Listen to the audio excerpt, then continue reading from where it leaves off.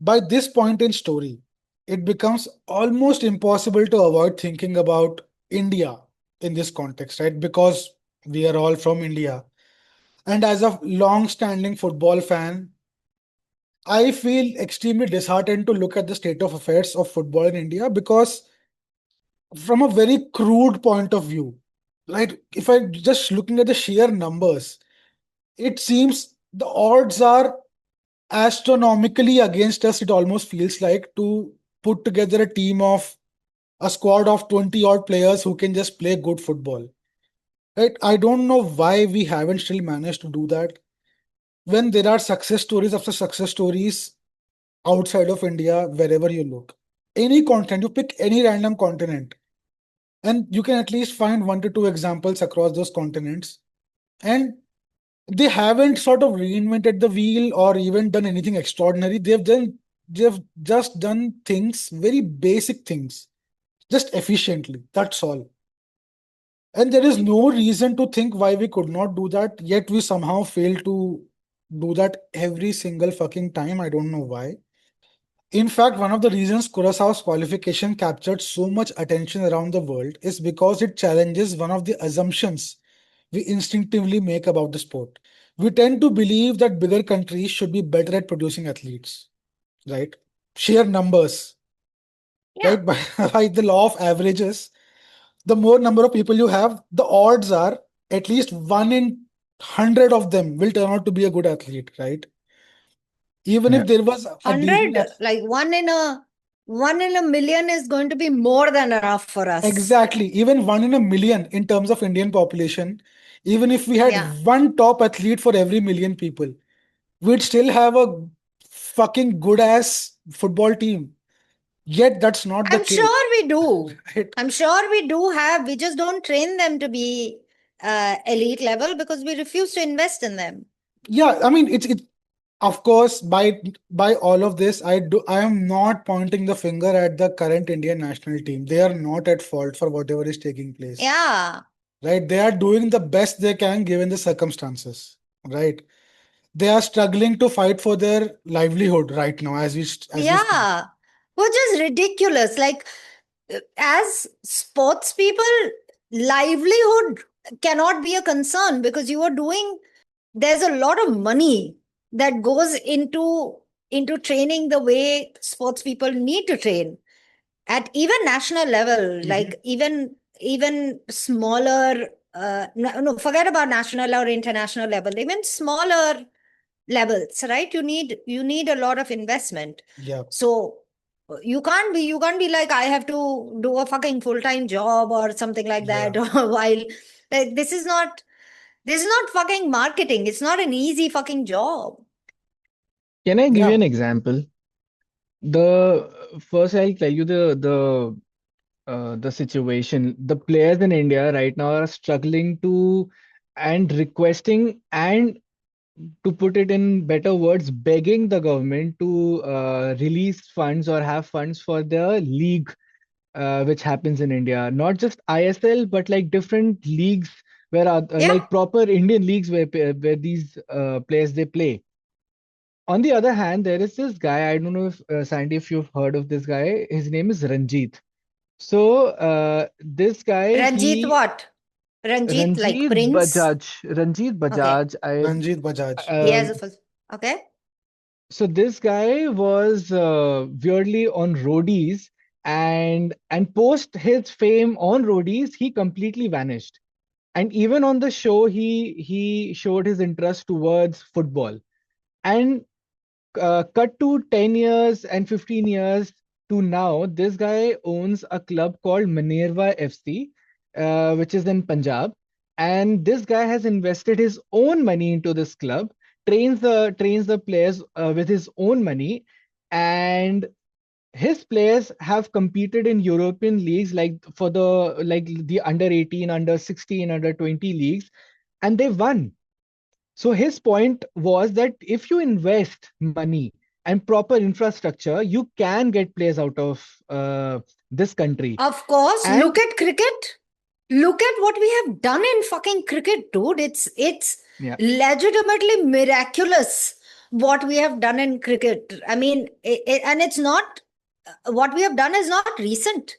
When I was Yeah, yeah, growing up, we used to watch our primary sport that we used to watch was cricket. At that time also, yeah. we had some of the best players in the world. There was no doubt about it. And it's Hmm. not that we had, especially at that point of time, BCCI became, of course, very, very powerful as we were growing up. But initially, also, when all the Gavaskars and everybody was coming up, right? At that time, it wasn't that we had an Yeah. immense amount of money being put into cricket, but it was enough to get these extremely Hmm. talented players skilled enough to not only compete in the global stage but fucking win. Hmm. And they Yeah. did exceptionally well. They are renowned till today. They're revered in the cricketing community till today. So it's a very logical conclusion. But then, we refuse to invest in the most basic of the things. As long as Adani fucking gets a forest for 1 rupee and then it manages to fucking cut it down, we are all right with it. We refuse to invest in fucking education or water or air or sports or anything that makes people's lives better. We won't do that. Hmm. Yeah, no, all of those points. Yes. Now, talking about the point of population. On the surface, that logic appears perfectly reasonable, right? The bigger the pool you have, the better choice you have, right? Theoretically, on paper, it sounds reasonable, right? After Yep. all, if you were asked to build a future footballing superpower from scratch, population would probably be one of the first things on your wish list, right? India has a population of over 1.4 billion people. Curaçao has a population of roughly 150,000 people. The difference is so large that it almost becomes meaningless to talk about comparisons, right? Yeah, India that's doesn't, what 0.1% yeah, of our India, population. so I'm getting to that. India doesn't have 10 times the population or even 100 times the population. India has nearly 10,000 times the population of Curaçao. It's like talking Crazy. about the moon and the sun, right? In terms of Yeah. size, that's how big the difference is, right? And yet, only one of these countries qualified for the 2026 FIFA World Cup. And we all know who that is, right? That statistic alone should force us to rethink how we talk about football development. For years, discussions about Indian football have revolved around potential. Every few years, someone points out that India has more than 1 billion people and asks why the country isn't a footballing powerhouse yet. The implication is usually that success is simply waiting to happen. It's just around the corner. Just the timing is wrong, or something went wrong, or this went wrong, or the stars didn't align, and all of that bullshit, right? As though population itself is a resource that can eventually be converted into sporting achievement. The problem is that population is not a system, right? Population Yeah. creates possibilities. Systems convert those possibilities into outcomes, Yeah. right? If population Yeah, alone, I mean, you are still going to have like 11 players playing, right? You're not going yeah, to have Mm. fucking 10,000 players playing instead of them. exactly, So, what? exactly. So nonsense argument.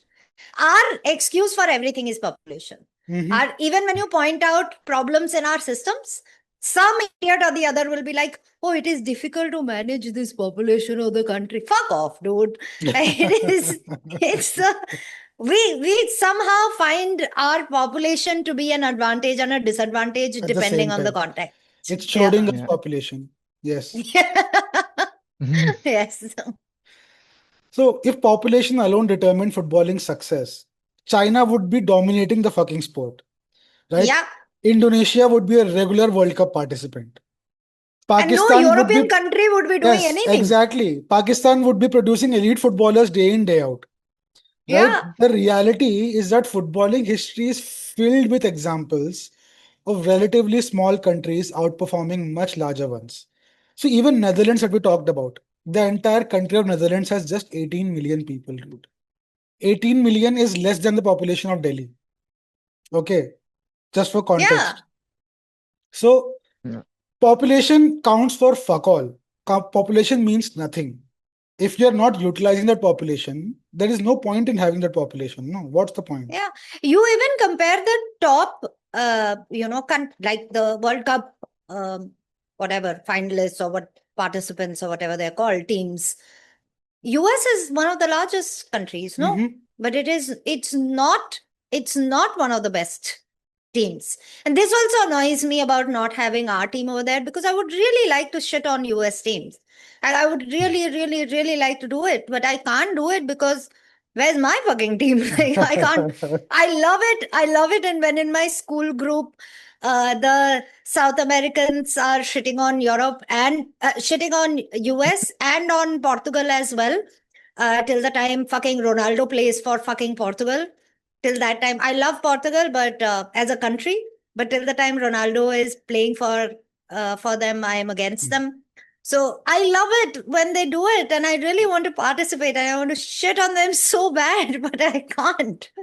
That is also that's my personal grudge. Yes, that's your issue, And if you Ashmita. know That's me, not if that's you not an know issue me, my shared by personal people. grudges are what I'm made of. So Yes, but luckily for whoever she's holding a grudge against, she has a very short memory, so it'll probably, go away by the time this episode is released even.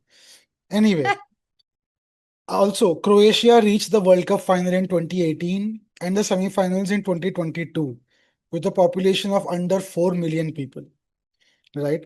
Uruguay has won multiple World Cups despite having fewer people than Delhi. Iceland qualified for the 2018 World Cup with a population smaller than many Indian neighborhoods. If I'm not mistaken, their population is in the region of 300,000, somewhere around that, right? Now, Curaçao has also joined that list. What Yeah. these countries have in common is not population, it is organization. One of the most important ideas in sports development is that talent is not especially rare. Truly exceptional talent may be rare, but basic athletic potential exists almost everywhere, right? Every country produces gifted children. Every country produces young people with natural abilities.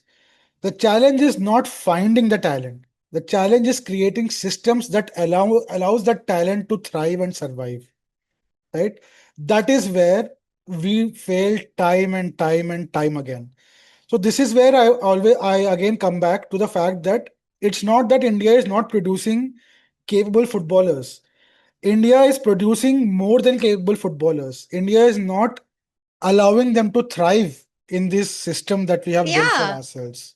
like No? everything else in India, it is a systemic challenge. It is not individual challenges. We just Yes. try to push off everything to individuals, uh, because we refuse to challenge the overlords. But it's everything in India is across the globe. Everything is a systemic Yeah. challenge. It's not In people's India, problem.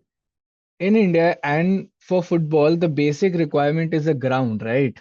That's the Hmm. basic. Players here and teams here, they struggle to get a ground to train because most of the stadiums are not owned by the clubs. They are owned Hmm. by the government or private companies, and they don't get the ground until unless you pay for it, right?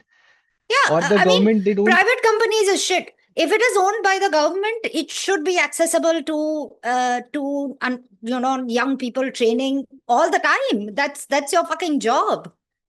What are you But doing with the fucking stadium instead of apart from just renaming the goddamn thing? that is true. They should. Like the national team, they do get stadiums for to train, but national team trains for a very less time as compared to the players when they play for the clubs. And for clubs, it's a private league. So if you want to have a stadium for yourself to train, you need to book a club. Hmm. The club needs money. The clubs, they don't have money because they don't have sponsorship. They don't have sponsorship because the football in India is not, Yeah. making money if you see the business side of it. Even if you get like, even if you're playing for the national team and even if you get the stadiums, you don't have proper kits, you don't have proper Yeah. setup or trainers or proper schedule because either the players, Nutrition. nutrition, You yes. don't have proper nutrition. That is wild. Yeah, half of the time they're struggling, they're worried most of the time, because what happens if there's no match, or if none of the clubs they take them, they won't have money to survive. They think Yeah. about their families, and their the struggle is too much for them to yeah, focus on, like, qualifying. They want to qualify, yes, but they have much bigger Of issues course. yeah, on yeah, their yeah. mind. Yeah. I mean, everybody who Absolutely. goes into sports wants to play at the best levels Yeah, possible. They want to do well, and we just create systems that don't allow them to do so. precisely all of that. And footballing federations often become obsessed with copying successful nations, right? Like, this is not just footballing association. This is pretty much true for a lot of organizations as well. We see one thing has Everything. worked and we try to emulate that same ditto, Yeah, copy yeah, paste it, right? So they borrow academy structures, coaching models, and development programs without fully considering whether those systems fit local realities. Curaçao took a different approach altogether, right? It looked at its unique circumstances and asked how those circumstances could become their advantages, right? Their answer turned out to be the diaspora, right? That might not be applicable for a lot of other nations. But again, just talking about diaspora, right? India also possesses one of the largest diasporas in the world. There is no yeah, country on this fucking planet where you go and won't bump into a fucking Indian there, yeah, right? yeah, There are Indians all over the world. And yeah, yeah. especially there are a lot of Indians in Europe, right? Where a lot of these footballing academies are set up. Millions of people of Indian origin live across North America, Europe, the Middle East, Africa, and Oceania. None of this, I don't have the exact numbers, but you don't necessarily need me to bring up the numbers because it's a well known fact by now, right? In theory, that should represent an enormous resource, right? In practice, however, the comparison quickly becomes complicated. Unlike Curaçao, India's challenge has never been a shortage of people. The country already possesses a massive domestic population. Recruiting diaspora players would not solve the deeper structural issues that have historically affected football development here. It might Yeah. strengthen the national team in certain areas. You might get a player or two who might be so good that you can't not afford to play them, right? But it would not address questions around grassroots development, coaching quality, youth pathways, or institutional stability. This is why the lesson of Curaçao is often misunderstood. The lesson is not that India should simply recruit more diaspora players. The lesson is that successful organizations understand themselves better than most other people do, right? Curaçao understood exactly what it was. It understood its limitations, it understood its opportunities. Most importantly, it built a strategy around those realities. There is another reason why the Curaçao story resonates beyond football. It challenges our assumptions about size. Even though Curaçao's World Cup story began with what many deem to be sort of a disastrous opening, debut at the world stage. Like they got walloped 7-1 by Germany, like just last week, right? But what Prakhar was mentioning in between, the one goal that they scored, it meant so much to the entire country. Like they scored one goal against Germany, right? So that was such a big deal for them. The people went crazy, dude. They were celebrating way late into the night just because they had scored one I goal in the love World Cup that. against Germany, Yeah. right? And they were I like, love it that. doesn't matter that they scored seven against us. We scored one against them. That is the Yeah. story for us, you know? And Germany Yes. has won World Cup, I think, three, four Yeah, yeah. times, right? Yeah, yeah, yeah. Germany is a Imagine. very, very, very big name Very in good football, team. Yeah. right? So that was, and as of today morning, we are recording this on the 21st of June. Today morning was Curaçao's second match against Ecuador. They drew the match nil-nil. Ecuador is a very good Oh, footballing team as well. wow. So they had their first point in World Cup history, right? And they were Love celebrating this. like crazy. So it's a huge deal. It's a huge deal, Yeah. Yeah. I right? love it.